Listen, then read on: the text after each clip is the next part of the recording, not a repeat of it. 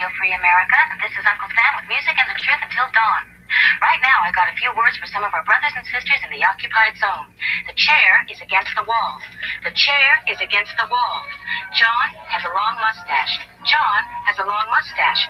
It's 12 o'clock, Americans, another day closer to victory. And for all of you out there on or behind the lines, this is your song. And welcome everybody to Daily Gun Show. We normally come to you every weeknight at midnight Eastern. It's 9 p.m. Pacific for about an hour. We talk about guns. Last night set it all up an hour early and then just laid down to rest for a minute and then woke up at 5 a.m. So here we are at 6 a.m. doing the show at alternative time. And since everybody else is asleep, we got the morning crew kind of before early watch. We got Tony jumping in from Illinois. Thanks for joining. Good morning, people, and thanks for the invite. Waiting to see what's up with Jimmy. So yeah, exactly. I figured I'd just jump in here. Hopefully, I don't have to repeat stuff on the other show. Well, if it's important, then it gets it out there twice. So we'll see. So we've got a bit of a schedule from last night. On Mondays, we usually talk about behind the scenes, the new media. We talk about the shooting events that are coming up, and we try to feature a gun shop every day. And I've been on the road, so I can feature some of the shops from this last tour. And it sounded like Tony had some things that you're going to do with Early Watch this morning. See, Night Strike is out there kind of off and on, so he's probably getting up and doing his thing. And no Jimmy yet, no Jimmy sightings. See, Ellis is out there with a green dot. Threw him a link, but I'm not sure if he's working or getting out to work or whatever he's doing. First I want to get to Oklahoma weather, considering both of us and Night Strike and others were out there. Mm-hmm. Oklahoma City is under a fire risk because of dry, above normal temperatures. Now, where was that when we were there? Yeah, seriously, that's only a couple hours away. You'd think they'd have about the same weather. No kidding. Yeah, when I was in Oklahoma City, it got cold again. So, whenever we were there, it must have been I don't know if they get hit by that same cold snap. I know when I was coming home from Texas, there was a lot of wind. And they were saying that wind was all over the country. Well, I'm sure that it's only 100 miles from Tulsa. I'm sure that they were close. But yeah, that is weird that they'd have a fire hazard thing because I guess it didn't rain while we were there, but it certainly snowed once and it was not dry. It was wet everywhere. Yeah, it was. I mean, we've seen more wrecks on bridges Saturday morning than I've ever seen around here due to weather.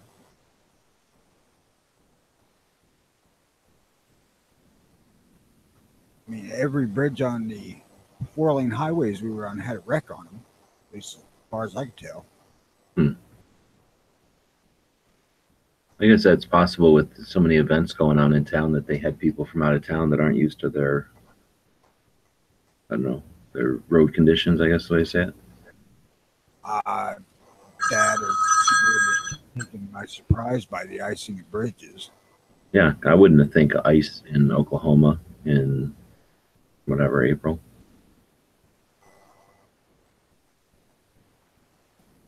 As far as I have seen, and it may not be factually accurate because I don't live there, but they get more than their fair share of ice there. Yeah. Most of the times I've run into inclement weather while I was going to Oklahoma for work was ice storms, not snow. I can't say that. I guess maybe because of the times of year I've driven through there, I haven't really experienced too much weather there. Probably rain and fires, but never like the wind or knock on wood, the tornadoes or anything they have to deal with. I've never seen one. I've been in Oklahoma hundreds of times. I actually lived there for a couple weeks. Hated every second of it. I don't know. I think I could handle Oklahoma. Seems like there's not enough terrain. I like to have more mountains and stuff to see, and climb up on But as far as the vegetation, I guess, and water, there's certainly a lot of lakes everywhere. Could probably get all kinds of fishing done. I'm assuming pretty decent hunting. I don't mind it being flat. I think it's pretty decent. Oh, when But I I was guess, out there, I was 20, and there just wasn't diddly squat to do in McAllister, Oklahoma. well, I guess that's what I was going to say. If you start talking about like quality of life and city things to do or whatever things to do in the metropolitan area, I guess you'd have fewer options. It ain't necessarily driving distance for many things that may be Dallas. Uh, I don't know. I just being young, you and away from home, just made it unpleasant. I could live out there now, but they got rattlesnakes and scorpions.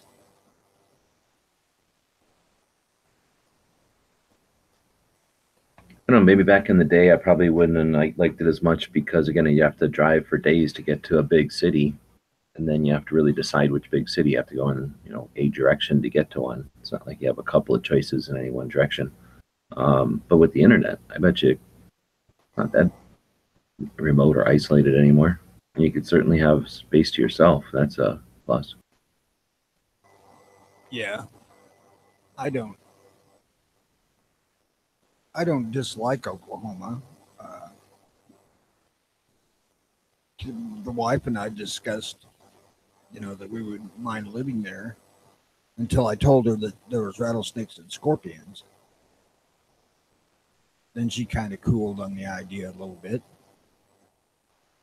But With as deep a winters they have, I know they have cold winters and stuff. That can't be as bad as some places. In other words, those things are going to burrow down for a good chunk of the year, be gone, or I guess go into your house. yeah, there you go. I was down there when I stayed down there. I worked for a guy for a couple weeks, and having a scorpion crawl up my pants leg was the end of that gig for me.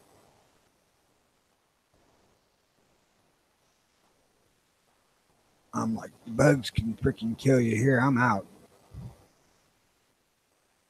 I've been here Didn't for a sting long me. time in Arizona. I haven't really seen them, but maybe that's the thing. They have no reason to come inside because they're comfortable, doing their thing outside. But I guess if there was a place where they'd have a reason to come inside, they might see them more often.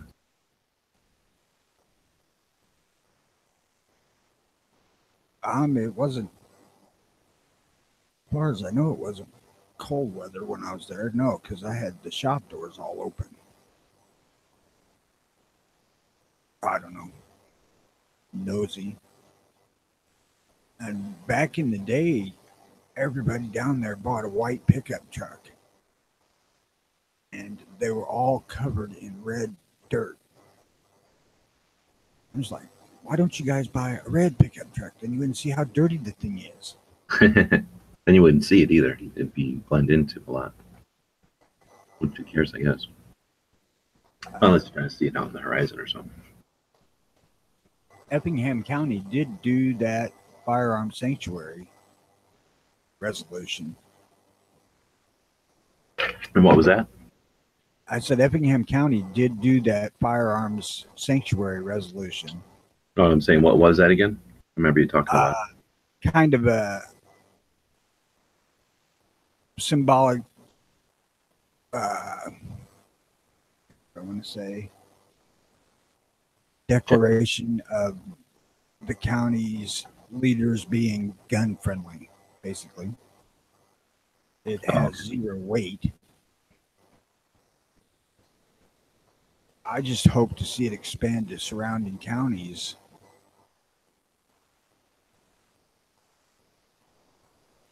It doesn't mean anything except that it's just a statement.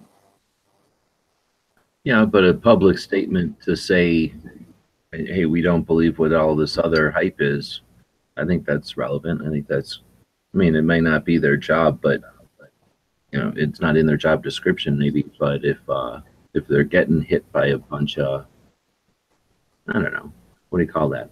Public opinion or the perception of that everybody's going to just go along with this. I guess I can understand why they'd make a declaration like, hey, we don't agree with this. I shouldn't say it doesn't mean anything. It has no legislative weight, is what I mean. Uh, it's just the statement. But if enough counties say that, the people in the state are going to start looking at that. I hope.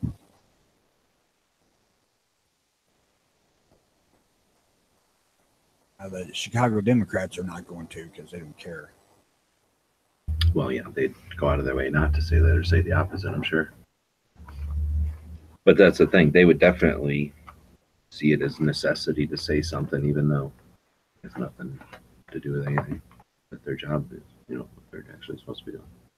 Of course, they listed all the people who are opposed to it on the news article. I didn't list them, but they had interviews with people who are opposed to it. And one guy said, well, I'm afraid this will make people that have AR-15s move into the county. I'm like,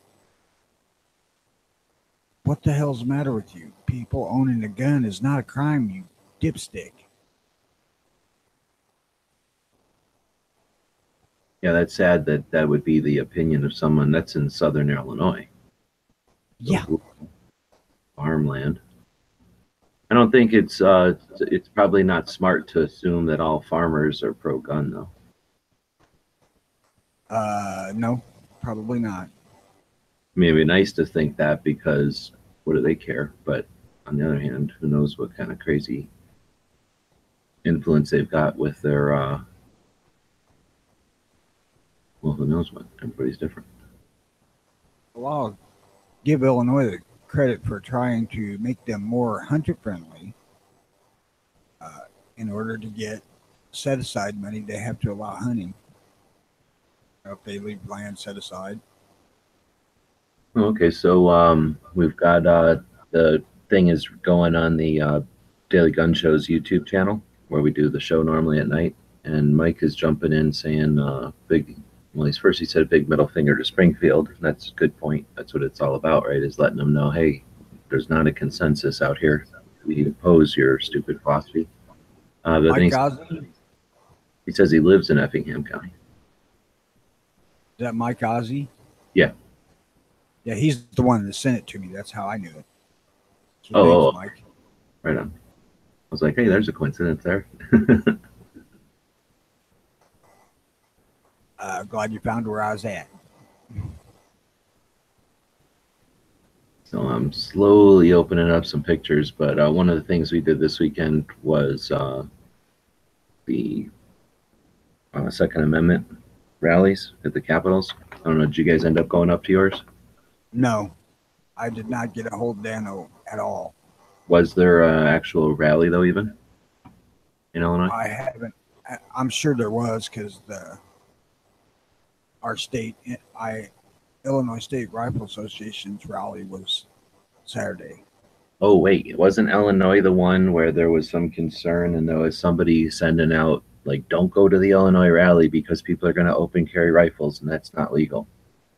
Well, the group that put all this on nationwide said that they wanted people to come to these rallies carrying open, unloaded guns.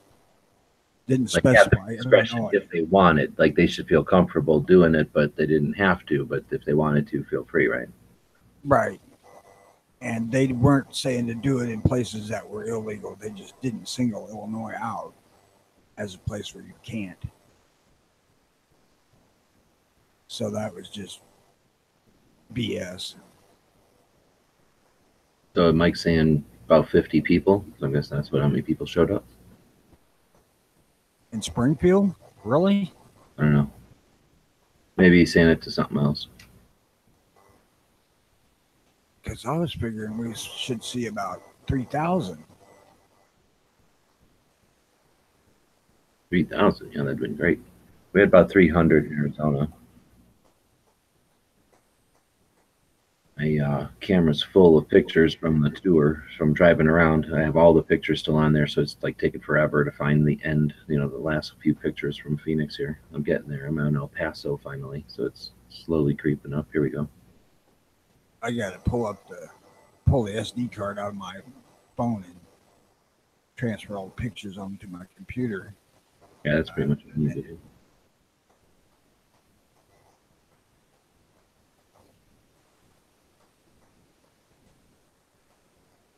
Oh, all these pictures. Oh, that's at that store. Okay. So these are the ones we want. I'll just grab them real quick. And shove them over here for now. I started out taking pictures of guns I'd like to have at J.M. Davis, and then it just got... After the first SD card? But by the time I had got down to where the Gatling gun was at, and that was the first row we started on, I was just taking pictures of groups of stuff.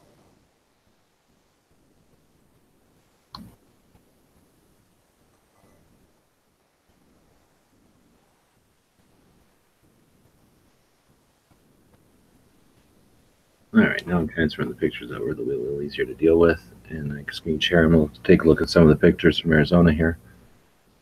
Let's see. So on the YouTube side, Mike's saying there's another rally on the 25th that should be larger. I think he is saying that 50 people showed up in Springfield for years. Tom is saying football and baseball players start early. Maybe we need to ensure our future by investing in shooting-oriented venues for youth, BB and pistol range, which would run like a real range, knowledgeable staff. Yeah, you can do that stuff indoors. You can do that stuff inside of a gymnasium, really. They do inflatable BB gun ranges that quite a few people, they had them set up at the Outdoor Expo in Arizona here. Who was talking about they set one up? The J.M. Davis says that they set one up at their Oklahoma Days or something, or Claremore Days or whatever that is in Oklahoma City. So there's quite a few ways that they can bring at least some experience with firearms to people in an indoor environment. iGold. I don't know. iGold, that's the Illinois rally. Oh, okay. All right, so now I can open up this, and here we go. So I'll screen share here some of the pictures from this Saturday. So up in Phoenix, we had it. Let's see if I can grab a map. It wasn't really in downtown Phoenix like the Let's Remove Our Rights rally was a couple weeks back. That one was literally downtown, and let's see. That works, right? So Phoenix looks like this. Pretty much Phoenix is right here, and then there's this one loop around town, and then there's this other loop around town. And one of these loops goes up by Scottsdale here. So we were actually way up here in Paradise Valley, some park up here. And what would it have been? Well, it was way up here. So this is the border of Scottsdale, fancy part of town, and Phoenix. And there's this whole section here. If I switch it to satellite, it's like a bunch of grass area for, I don't know, playing sports or whatever. And then this section up here in grass is where the event took place. So I've ended up parking right in this parking spot, and the event was sort of the bottom section of this, probably a soccer field or whatever it is. And that's what we're looking at here. So some of these pop-ups were just people who are groups. I think some of these were like Trump supporters, and some of them were, they might have had a flag, or they're all wearing the same t-shirts, but they didn't have like a booth set up. But then Arizona Citizens Defense League was in this one. And next to them was another one, I forget the name of, but I got a picture of their banner. And then another, I think this was a store. And then this other white tent was the speakers area where they had some PA system set up. And then a couple more tents that I think were just people, again, who brought shade. And then, if you can see in this picture, there's these guys out here. We're sort of acting like security. So there's some guys kind of standing around the perimeter. Imagine to I don't know, act like some kind of perimeter security. People were kind of grouping up underneath the trees because it was not super hot, but the sun was hot. It was a little more comfortable in the shade. You can idea the flavor of the crowd there. So the person was talking over here, and everybody's kind of paying attention that way. Tim, you'd think with the weather we experienced the weekend before that, you would have been laying out there naked in a lawn chair, sunbathing. A lot of Arizona Citizens Defense League shirts, a lot of open carry. A couple of people were carrying rifles and stuff, no consequence. There's the Arizona Citizens Defense Leagues. That's Alan Corwin back there. Shitty picture. This Patriot Movement AZ, I think, might have been the people that put it on or did most of the work. Never heard of them before. I liked them on Facebook. This dude here is some kind of libertarian guy who's running for water district or something, some sort of an elected position that didn't have a lot of competition. He said he decided that since there was nobody running in it, well, there was only the incumbent running, he would run against them as a libertarian and then basically just be a no vote for all the stuff that they want to constantly pass. So I thought that was kind of cool. So a bunch of us signed that guy's petition. And then this guy was carrying around one of those signs that said 8 Tide Pods last week, gun experts this week or something. And I thought I was taking a picture of that sign, but then they had this one up there. So more Americans are killed by illegals than by mass shootings. And I think that's one of the groups that was there. That's their message, that there's more violence done by illegals. We're not talking immigrants, we're talking illegals, criminals that come up across the border and basically murder and rape and do all kinds of horrible stuff. And their numbers are a big part of the firearms numbers that we hear. But when you don't scrutinize those numbers and you just think of them as let people have that concept that their gun owners are responsible for these, we lose on two fronts. This is Jimmy's grandkid. Somebody gave him a flag to hold. So I grabbed a bunch of pictures of him. What's interesting is the guy that gave him this flag to hold, as we were leaving, he got pulled over by the cops. So I don't know what happened, but had like 3 cops there pulling him over. Jimmy ride with him? Is he in jail? Nope. I don't know. We went to lunch and that guy was getting pulled over on our way to lunch. So there's a couple pictures from our rally. I got there about an hour into it, and Angry had been there for the whole thing. Angry got there like an hour early. He said that there had been more people there earlier, and the TV news was out there. And Brandon said he did see some kind of a little blurb on the TV news about it. So it was maybe not the biggest event, but it was an attempt at getting together, and it definitely brought people from different gun communities, I guess, together in one spot. And like I say, we got it TV coverage from it too, so I'd say that's a win. Well, I hope Mike's right and that our eye goal is 24th or 5th, whatever he said. I will not be attending, I can tell you that, because I'm going in for surgery Thursday. I most likely won't be up and around for a couple of weeks. So everything is on track for that? I think so. I'm going to have to get with Mike and see what's what.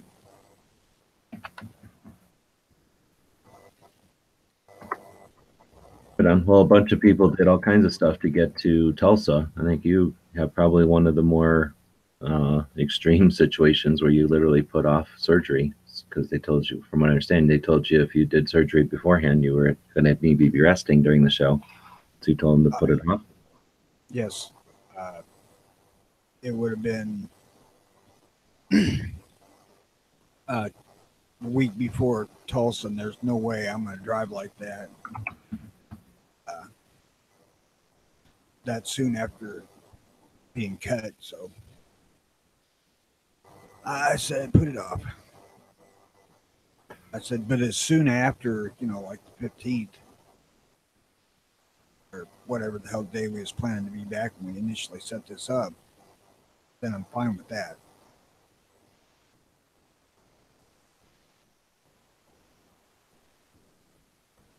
But we ran out of money quicker than we anticipated, so we came home on the Sunday because we weren't planning to come home until Tuesday.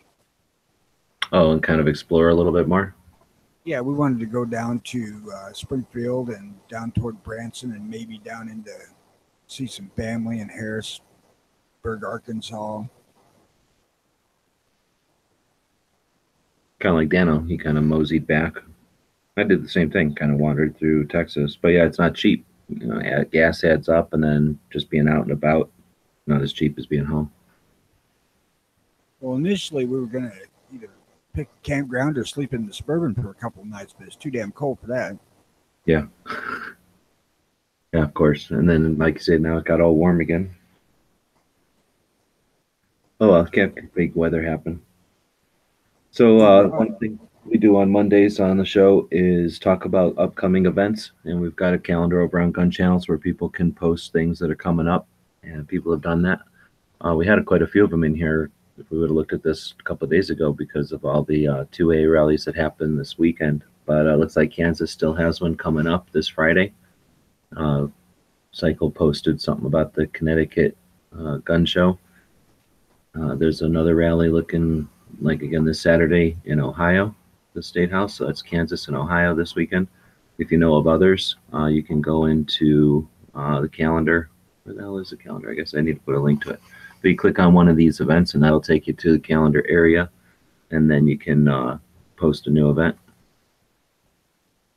Back over. So then we got the NRA meeting coming up in Dallas on May 4th. That should be an interesting one. It looks like Military Arms Channel's encouraging people to get those not real activist shirts and to politely protest the event from inside. So we'll see what a kind of a happening that it turns out to be, and if it can cause some change from within, it would be great. I think that's the goal. The weekend after is the Knob Creek shoot, big exposition type of shoot where a bunch of people who are into full auto stuff get together. I believe there's rentals there, so you can experience pulling the trigger on a full auto gun. You can certainly spectate and watch a bunch of other people shoot their guns. It sounds like there's a big gun show that happens right at the event, and that's getting bigger and bigger every year, right in the middle of the country too, in Kentucky. So that's on May 13th. Outdoor Retailer is sort of like SHOT Show. It's a trade show for the sporting goods stores. So instead of being guns and stuff, it'll be the boots and the outdoor gear and the knives and the flashlights from SHOT Show, but then no guns. Instead, it'll be like kayaks and dog gear and hiking stuff and tents and things. So pretty neat show if you're creating content. It's usually in Salt Lake City. Looks like the Connecticut Citizens Defense League has a picnic, and there's going to be in August here in the Connecticut area. There's the Bullpup shoot coming up in September. I think that's the one in Illinois. Then we got the Gun Rights Policy Conference. Looks like right soon after that, also in Illinois this year. That's where the Second Amendment Foundation. It's in Rosemont, so in Chicago.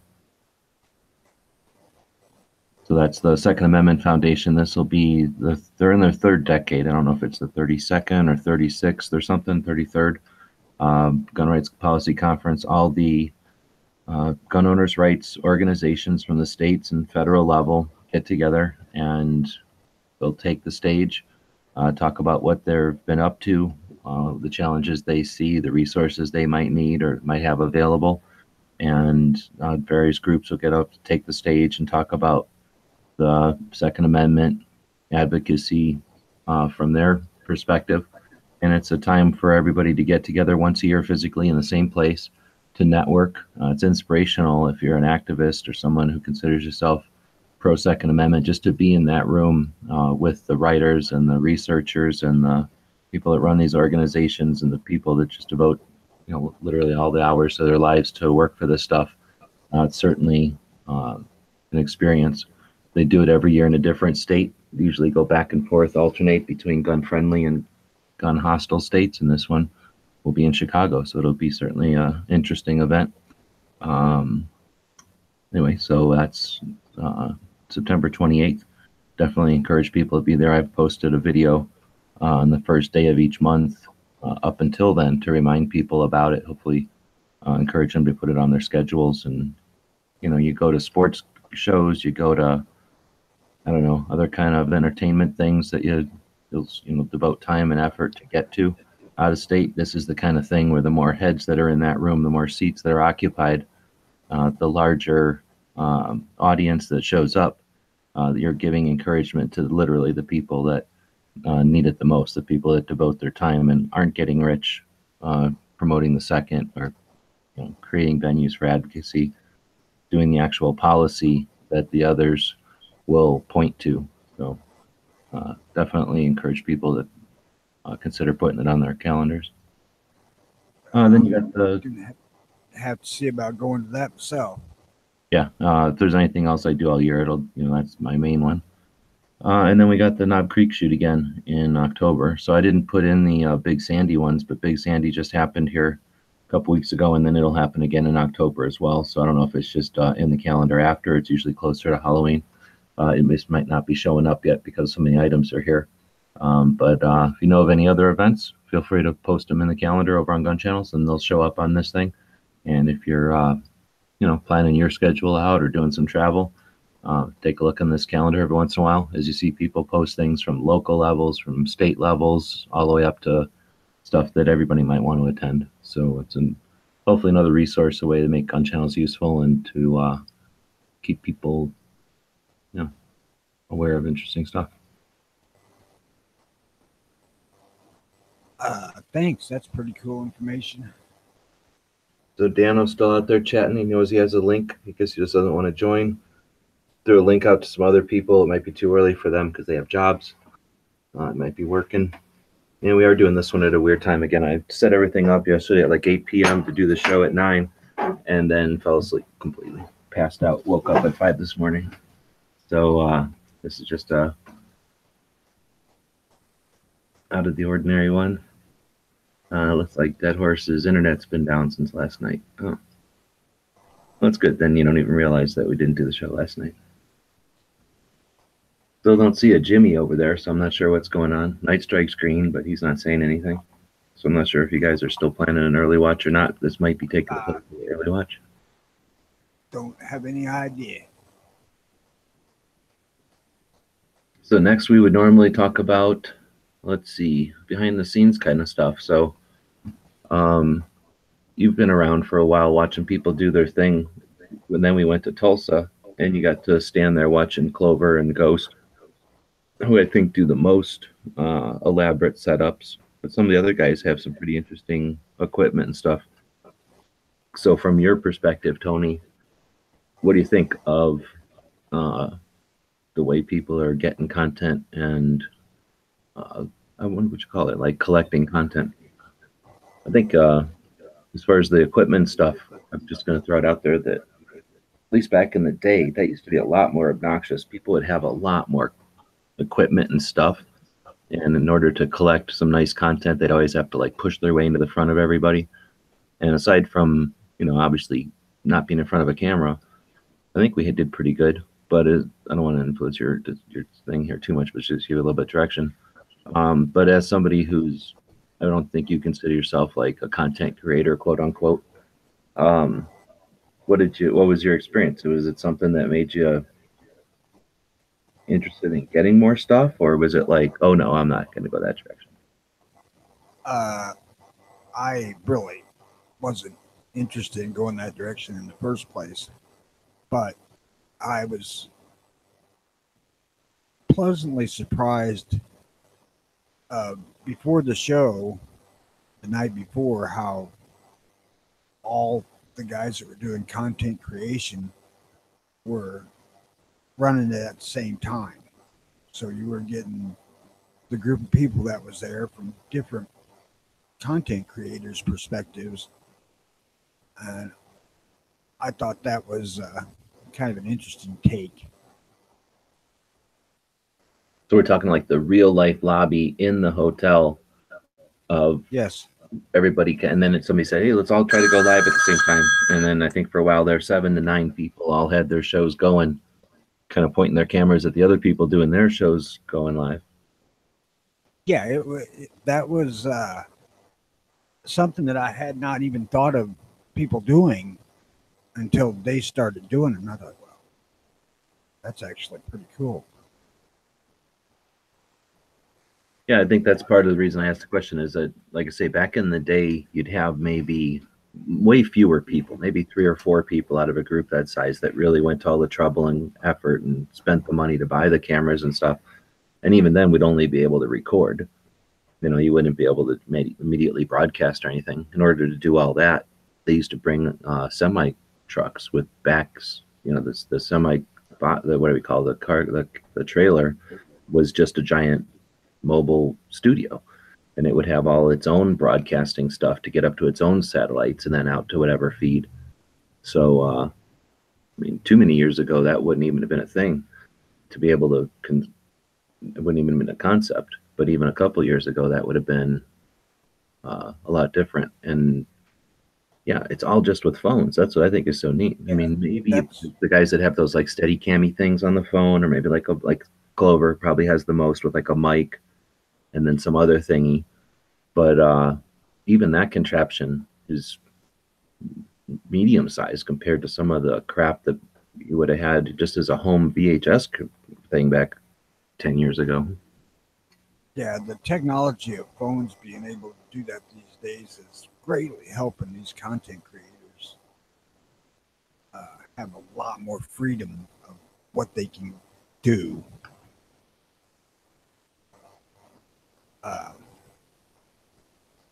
It was, I used to storm chase, and when we would get onto a storm, we'd videotape it. And I had a freaking VHS camcorder rigged up on my dash. Now I'd have to look around this thing to drive. Because those things weren't small, like literally, it was pretty good size, like the size of a loaf of bread, or about 3/4 of one. And then you had a motor in there, so you had to have a battery that could power a motor plus all the electronics. And the batteries didn't charge quickly, I don't remember, and they weren't small. We always ran them plugged in. We had a inverter in the vehicle. Yeah, okay. And today you can do it on either a handheld digital camcorder or phone. Now my damn phone, my Windows phone, doesn't take fantastic pictures because it's several years old. It's a Windows phone. I have a Sony Handycam, and I also have a Kodak digital camera, both of which can do video in really good quality. And I forgot them when I left out of here. Yeah, I've got one camera that Bob gave me because he didn't like it, and it's a snapshot type of camera. I think it's a Kodak. It takes pretty good pictures though. But compared to a phone where you just go kind of swipe, click, and you're in a camera, that thing takes forever. And I have to remember what button to push, and then to zoom or whatever. I got to remember which little lever to yank on. Where, yeah, I'm pretty much gonna be a phone. The zoom on my phone is pretty slick because all you got to do is put your fingers on the screen and spread them out. Exactly. Yeah, it's just so intuitive. But like I say, these cameras take way better quality video.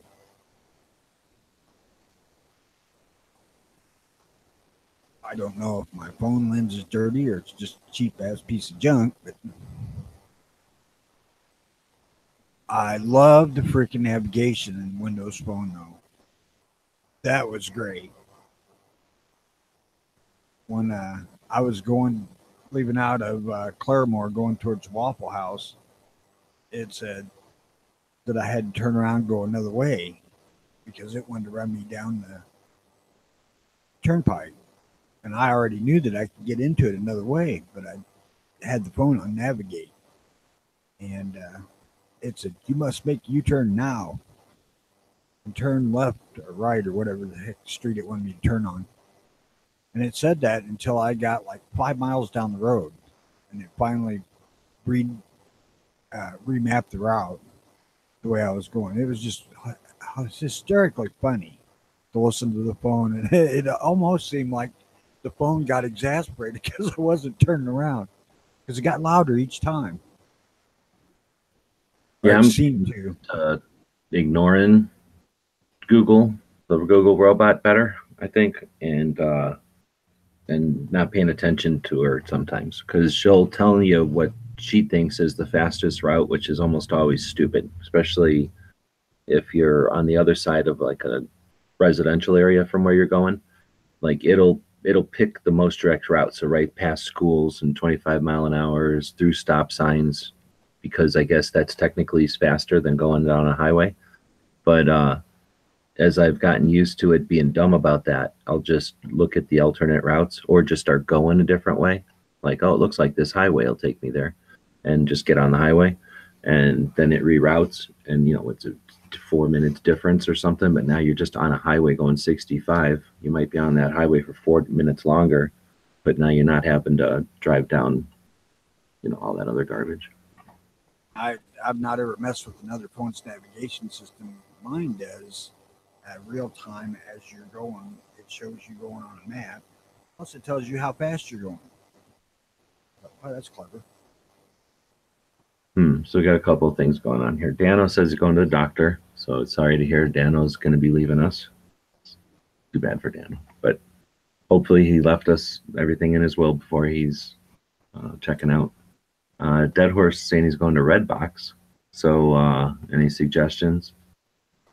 I think of new movies that are worth watching. Pickle is asking if, since it's the odd time of day for the Daily Gun Show, if we're still getting one tonight. And yeah, that's the plan. This is just to make up for yesterday's, and still planning on doing one tonight as long as I don't pass out again. Here's the problem: I get up at 5 a.m, and then I start getting tired at like 8 o'clock and pass out, and then wake up early again. So. Beans, as you briefly mentioned it concerning Dano's doctor trip, I just made out my freaking gun will Saturday or Sunday. I think I did it Saturday and Sunday because I redid it. You want to talk about something that's hard to decide who you want to give your guns to. Well, you got a lot of people, so yeah, I can imagine that's got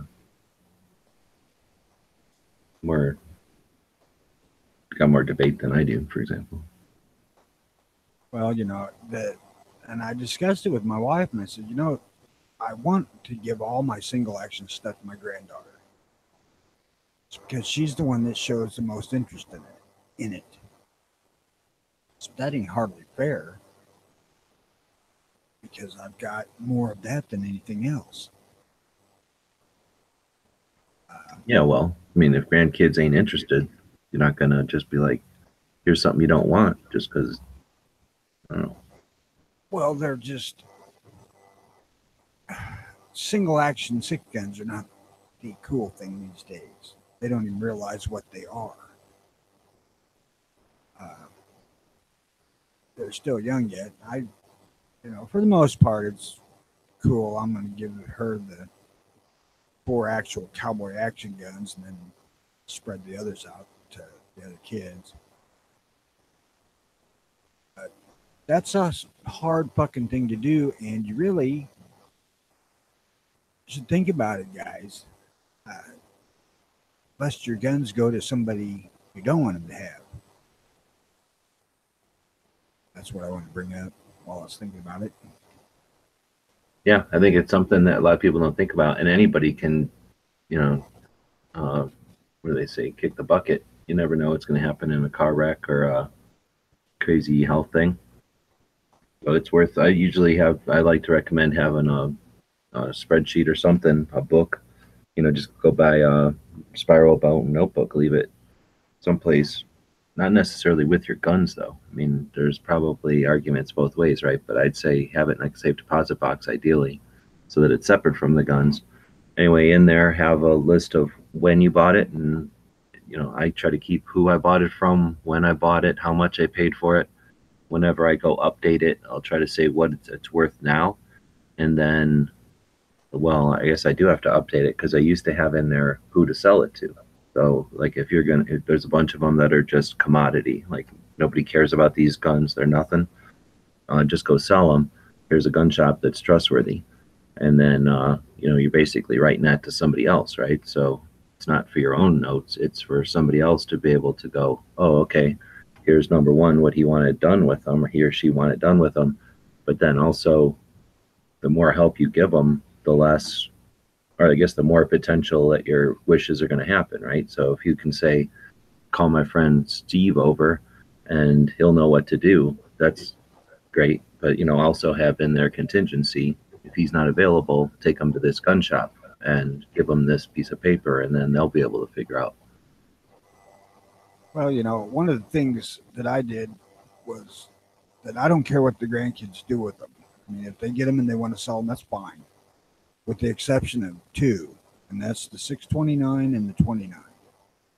Those are meant to be handed off to the first great grandkid. So my wife's got to keep them until we have a great grandkid.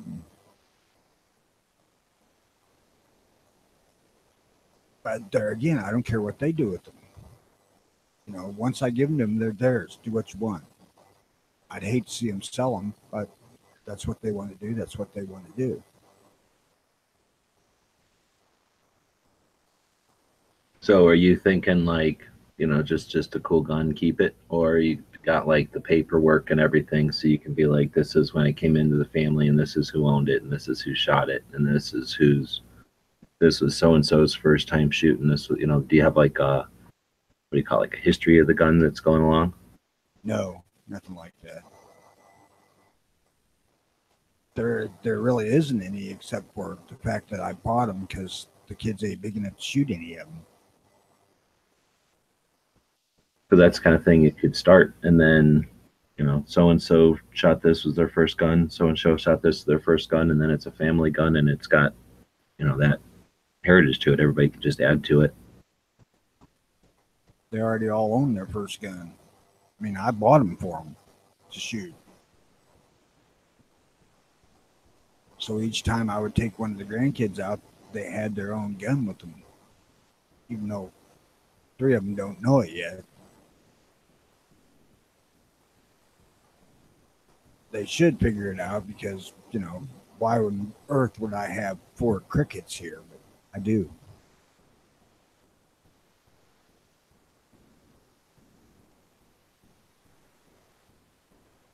Well, as we're talking here, I'm going through the list of what Redbox has. I don't know. I haven't seen most of these, I guess.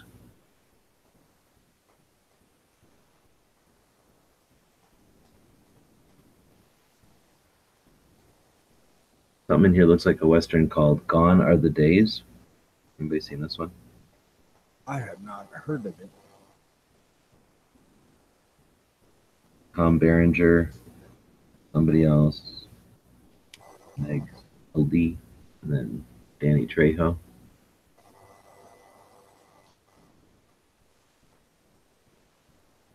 If you ain't seen the miniseries Hatfields and McCoys that Kevin Costner did, that's something to see. That was actually really good. Is that old or new? Oh, it's several years old now. So Dead Horse keeps track of all modifications, accessories, values of each add-on, and preliminary target for accuracy. Also notes about the failures, broken parts, and preferred ammo. So it sounds like, I wonder if he's doing a page in a book or just a little book with each gun. They make like inexpensive little stapled, multi-page little books you can buy. The idea is that you keep one for each gun and you keep track of all the details of the guns right away. I would never keep track of the money. God forbid she find out what these things cost me. I keep track of the money just because there are some that so there's some guns you end up owning that are worth more than it might seem, and then I've got some that, I don't know. I guess just for my own thing, I'll keep track, because after a while you forget how much you paid, or maybe you just don't remember them all. So it doesn't cost nothing to put the prices down I paid. And then I guess the price I think they're worth is just for my own sake. Every once in a while, I would like to figure out how much money I got invested in these damn things, and if I was going to cash out, what it would be worth. I guess it's also useful for insurance, because they're gonna. I think insurance wants to know replacement value, right? Yeah, and I got to do that yet.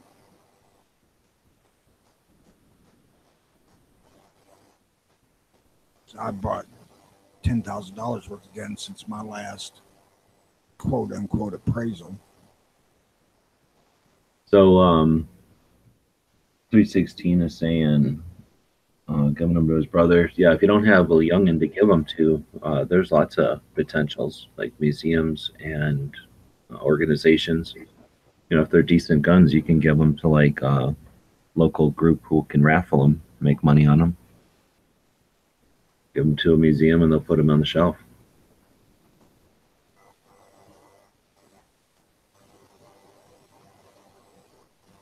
NRA takes them. I know that's not going to make some people happy, but they got most of the guns in their collection are from donations. Yeah, they've had people give away some amazing stuff. Didor uses an app called Gun Vault and a paper copy and a spiral notebook. So I guess you could do something on I'd be scared. I wouldn't do nothing on an app. I mean, unless you had like 4 guns and you didn't care. I wouldn't do nothing on an app, because I wouldn't want somebody else having access to what you got, right? But something like a spreadsheet, and then you just keep it put a spreadsheet file on a thumb drive or on a USB drive or something, and keep that someplace, and then print that out. So now you've got the electric copy to do your editing and keep track, and then you got a printed copy to keep either with the guns and in a safe deposit box, or both. And then you could just put like a 3-ring binder or whatever, put holes in it and bind them that way. Just depends how many guns you got too. Yeah, well, Russ is saying get FFL logbooks. Yeah, I hate logbooks though, because they're bound, and you have to kind of write everything out long. You could probably buy software that uses the FFL structure, and that pretty much just gets the date, where they came from. I think it might have price in there. That horse says he keeps pics of the guns in that gun vault thing, and yeah, I haven't done pictures. I've never done pictures. I mean, I have pictures of a lot of them, but I definitely don't take like an archival picture of each gun or anything. I haven't yet either. I did a year ago, but none of the new ones I bought I've taken pictures of yet. I mean, the new ones I bought this year. Mike is saying donate them to a veterans org for an auction. Wonder if there's somebody out there that does something like you donate guns to us, we auction them all the time, and then that money goes to nonprofits, and you can determine the nonprofit when you donate it. Because I'm wondering, just facilitation wise, let's say you give a bunch of guns to xyz.org, and then somebody else gives a bunch of guns to 123.net, and then each of those groups has to come up with a way to auction a bunch of guns off. And if they do or don't have an FFL, or that they work with or whatever, maybe there's a way to have a thing where, hey, you're kicking the bucket, or you got grandpa's guns, or you're sick of that gun or something, and you want to just donate it, maybe for a tax write-off or something. You have like a nonprofit that just does nothing but gun raffles, and you give them a gun, you tell them where you want the money to go, they auction the gun, they send the money. You probably get a bunch of old guys to do that for nothing, so that it doesn't take any money for that process to happen even. How would that work? You'd have to maybe physically send the gun somewhere, or I wonder if you could just have the process happen and then send the gun off. No, you'd have to have enough. That'd be an interesting So project to come up with, though. it'd be tough to do here because of the restrictions on how you can hand a gun to somebody else. Exactly. It could potentially, if you had something like that, it could potentially help alleviate some of that, but it would be weird. You'd have to have, I guess you'd have to rely on the people who are donating the gun to take them to an FFL to send them. Because a lot of times people ain't going to be able to just go to a gun or to the post office with a bunch of guns in a box, put an address on them, and send them. You have to be an FFL to do that at the post office, and you have to go to a main hub or something to do it at UPS.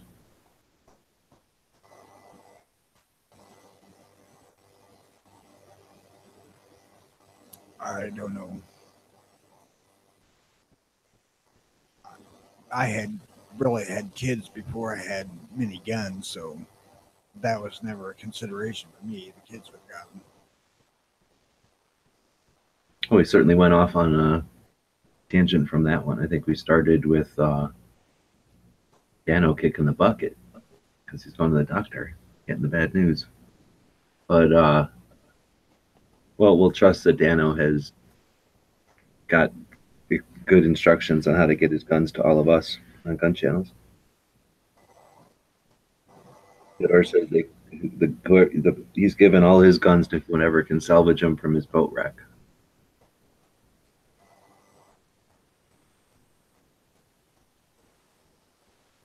So, oh, I guess I was also looking to see if I could find any movies for you over there. So it looks like the Red Box has a bunch of new movies, a bunch of old movies too. They got Avengers in here, which I thought was okay.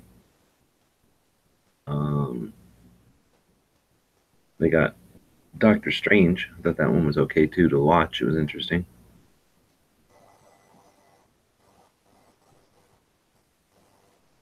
I have some of them alternate digital channels that you get on over the air TV, and one of them is called Comet, and it's showing old sci-fi stuff. And you want to talk about so lame that they're funny.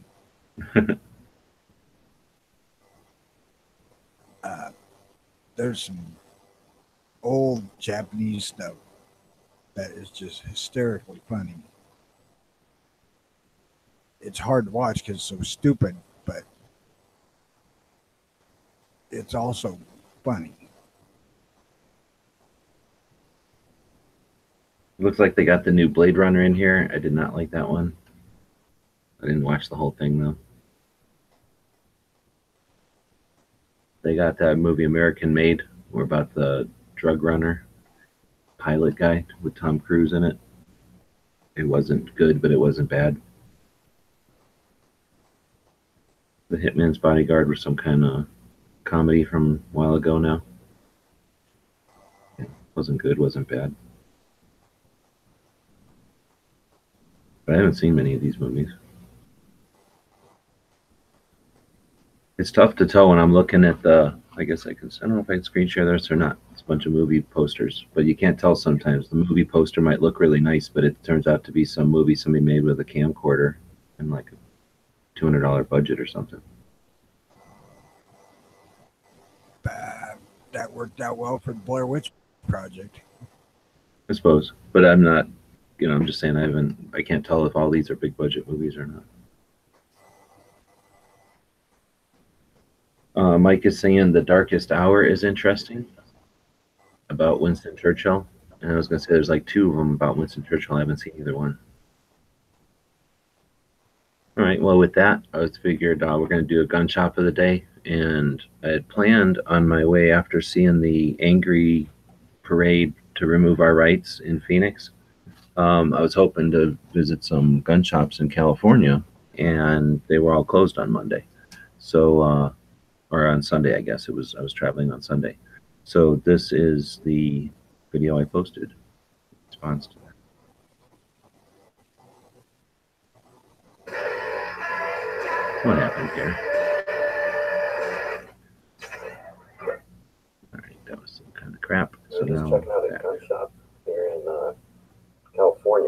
guess I'm in somewhere, Thousand Palms or Palm Desert, I don't know.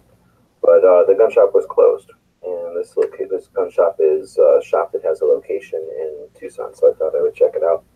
Anyway, so next stop on the tour is the place where Rockford Files was filmed at.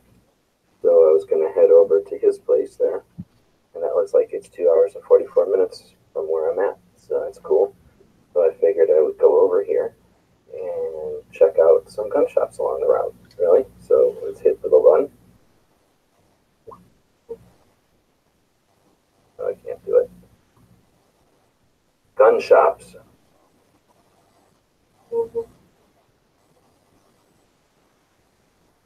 Okay, can't do it with a little Google voice robot. Can't figure out how to do it when I'm on here, so I'm just going to type in gun shops. Okay. There's some gun shops along the way. When I used the robot before, it found all kinds of them. But here's the thing. Closed, closed. Like, okay, I'll just drive into town. Closed, closed. Look at all these gun shops being closed around here. Is that just a California thing, or is that a law now or something? So, anyway, I just thought that was kind of interesting that most of the shops around here are closed on Sunday. All right, well, that was the video. So let me know in the comments if you know what's going on with this. Is this a law thing or California thing, or? So it wasn't a law. It's just that they do that, I guess. So I got 37 comments on that video, and yeah, pretty much everybody says they're just all closed on Sunday and Monday now. So what about by you, Tony? Most of them are closed on Sundays. My gun range is closed on Mondays, but they're currently thinking about opening the outdoor to full members, which I am.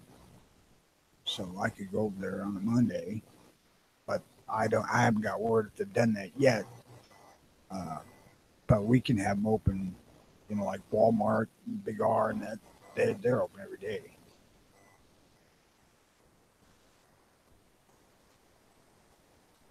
I think most of the mom and pops all close on Sunday.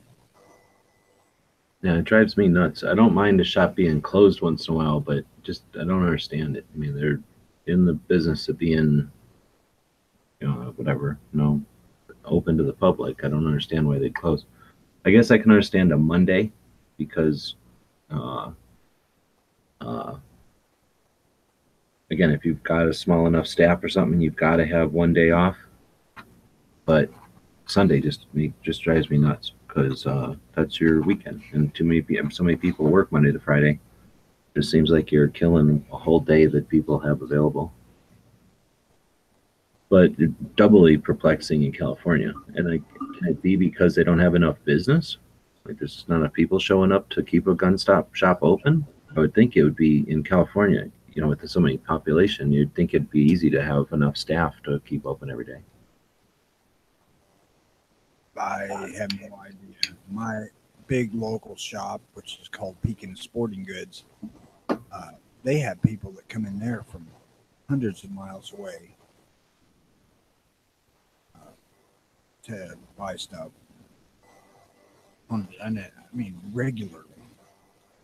Police departments and stuff from Galesburg, which is like 75 miles or so from here, they come here to buy guns.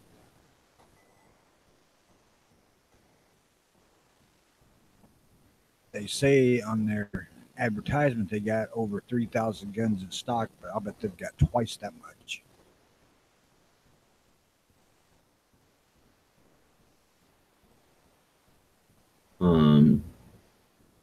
The site says, I don't know what that's supposed to be. 316 is saying religious people try to keep Sunday to be with the family. Yeah, I think that's possible, but that's not a big enough portion of the population anymore at this point to just have so many shops closed. I could see a shop or two, or maybe a neighborhood or something, but LA doesn't seem like church town to me. Well, it does kind of stand to reason too, because a lot of the people are God and guns. So, Oh yeah, like I say, I could almost understand Oklahoma where there's as many churches as there are fried chicken places almost, but that's not LA. There's portions of, I mean, obviously there's people in LA that are religious, but um,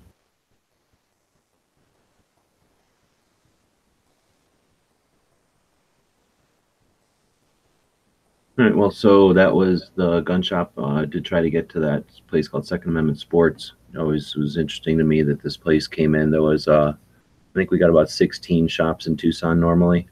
It kind of goes up and down depending on how the industry is doing or whatever the economy is doing. One of the biggest shops, if you don't count big box stores or anything, one of the biggest shops has been around for a long, long time. What do they say?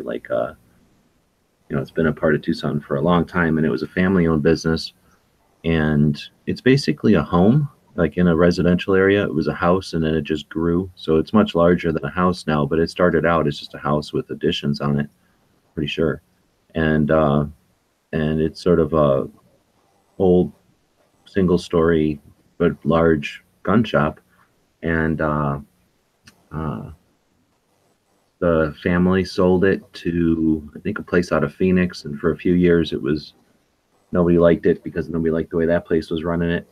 And then it was sold to a place out of California, and they bought it and have been running it successfully for a while now. But it was interesting when they first moved into Tucson, or first moved into that store, because the store changed flavor, right? All their inventory came in, and it was weird. It was like geese decoys and like stuff that we don't have here, fishing stuff that we just don't have here. And it definitely seemed like they took their whatever it was in California, their build to lists in California, and just applied them to Tucson without thinking about it. And I was curious when it first started, if they were going to last with all this weird inventory and stuff. I mean, they've been successful, and they must have shifted that inventory back to California and brought the appropriate stuff out here and stayed, in business. But I was curious to see what their other store is like. And again, I didn't even think about it because their store hours here are normal, are open every day, and even into the evenings. Again, they have a large store, and they have long hours so that people can get there after work. But yeah, their one in California was closed on Sunday and Monday, but it was also like in an industrial park. I don't see too many shops like that out here, where most of the shops out here in commercial places, strip centers or standalone commercial buildings, not industrial type stuff, buildings with no windows and mostly factories and stuff like that. So it was the kind of store like that where there's just a double door and no windows. So I would have been curious to see what their store was like there. Very little parking also. I'll tell you that gun range we went to out there in Tulsa, the store inside of that thing kind of surprised me. They could have a major gun store there if they wanted to. Where? They got space at the range in Tulsa. Oh, you mean the shooting range? Yeah. Yeah, I'm not sure. Just a couple of 12, 16-foot long display cases with some handguns in them, and then a few rifles on the walls. And a vast, basically, showroom area that they could have had hundreds upon hundreds of guns. And it's just, there's just not much there. Yeah, it's always tough with ranges because you never know, how much they're paying for land or if they've had it forever or what. But sometimes I've seen it where the range will kind of lease out to a shop, either an existing shop or somebody who's a startup, so that they don't have to necessarily have the finances to do both. But like you say, they got the facility and the room. Well, and they're selling guns, so evidently all the licensing and stuff done deal. Yeah, it's just a matter of money though. And then having a gunsmith and all the stuff you'd want in a gun shop. But I didn't even go in, so yeah, I just didn't see the inside. Oh well, if you get a chance, you need to go look at the inside of that place. It's really nice. They have a fireplace in there and chairs all around. big, nice chairs for people to congregate in. They probably have classes and stuff there, I would assume so, yes. or at least, like you say, a place for people to group while they're waiting for a class to fill up to show up. Yeah, that's what we did. We got there. We were the second group there, and I can't remember the dude's name who was the first one. One of the younger guys. And then Raph showed up with his family, and then pretty shortly after that, everybody else did. Big overstuffed leather chairs and couch, and really nice waiting area. And I would like to have that range nearby because that's a damn nice range.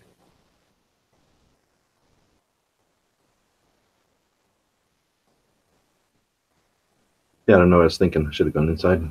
I just assumed it was nothing in there.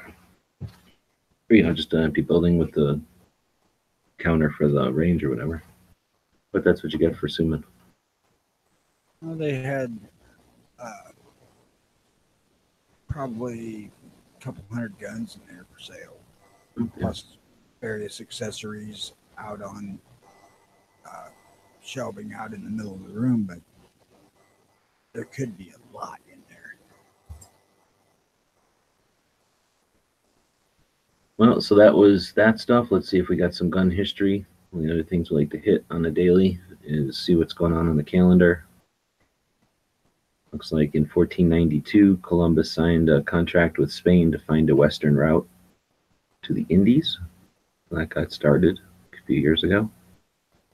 Well, didn't he screw that all up? 1861, Virginia becomes the 8th state to secede. Day in 1861. Well, let's see, April 17th.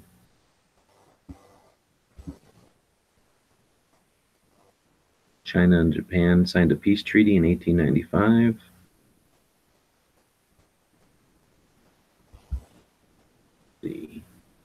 Let's see, 1961, 1,400 Cuban exiles attacked the Bay of Pigs in an attempt to overthrow Castro. 1961.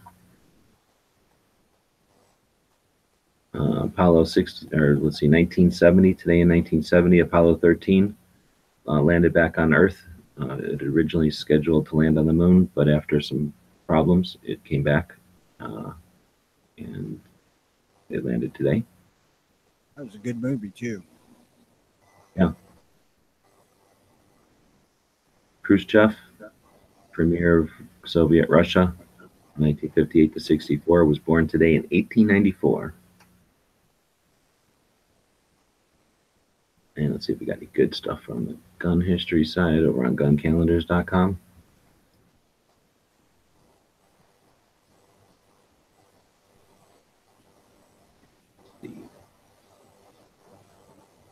Yesterday, the 16th, we posted on Instagram, was April 16, 2010. Our governor signed into law constitutional carry, which actually wasn't anything new. They just removed portions of the law that restricted carry. So it's officially started on July 30th of 2010. So now, July of this year, it'll be 8 years of no incidents. And we were the third state to have constitutional carry. And I think now there's 11 states in those 8 years that we've gotten quite a few more states. And always like to remember things like that, so that we don't get discouraged by the onslaught of BS coming from the other side, right? Yeah, be glad when we get to 50 states. Yeah, exactly.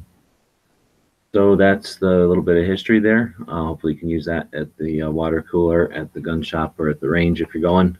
And let's see. Reason I say I'll be glad when we get to 50, because 50 was the rank of Illinois becoming able to carry it all. We were the 50th state, so we'll be the 50th to get constitutional if it gets here. Hopefully it won't go in the same order, because yeah, but we'll see. Well, I gotta get going. I have to procure a loan. I'm $800 in the negative right now. That's balance of money didn't happen very good. And also, yikes, it is tax day. So I get to go print out some tax forms and send a check to my uncle. Hopefully everybody remembers their taxes are due tomorrow or today. So go do that if you haven't. File an extension, get 6 months if you need to. And I don't know, you guys gonna be doing early watch tomorrow, hopefully? I hope so, because I certainly won't Thursday, and I probably won't feel like it for a few days after that. So I don't know when I'll be back if we don't do it tomorrow. Is the are you saying Thursday is the surgery? Yes, Thursday morning. Right on. And what are they doing to you? They're attaching another wire from pacemaker to my heart. Oh, okay. So this isn't, I thought they were going in and doing like a invasive one. This is poking in you with needles. This isn't going to be This slicing. is going to be robotic surgery. Right on. They have to go in there and run the freaking wire up because my veins are too small for it to go in. Well, hopefully the robots are in good humor that day. We will. Kidding. But yeah, that's the kind of, that's not the, that's the 1 day type of stuff. That's not the. I hope so. Right on. Well, got everybody thinking for you and thinking about you and sending their best wishes, I'm sure. And hopefully, yeah, you'll have a show tomorrow and Wednesday. And we'll be back at our normal time in the evenings. So yeah, thanks everybody for joining us. We had quite a few people joining us this morning. And I don't know if somebody will do something over on Gun Channels or not. More than likely, somebody will have a lobby up at some point. And we'll carry the conversation on over there. All right, good day, everybody. Oh, I guess I should have had my music queued up here.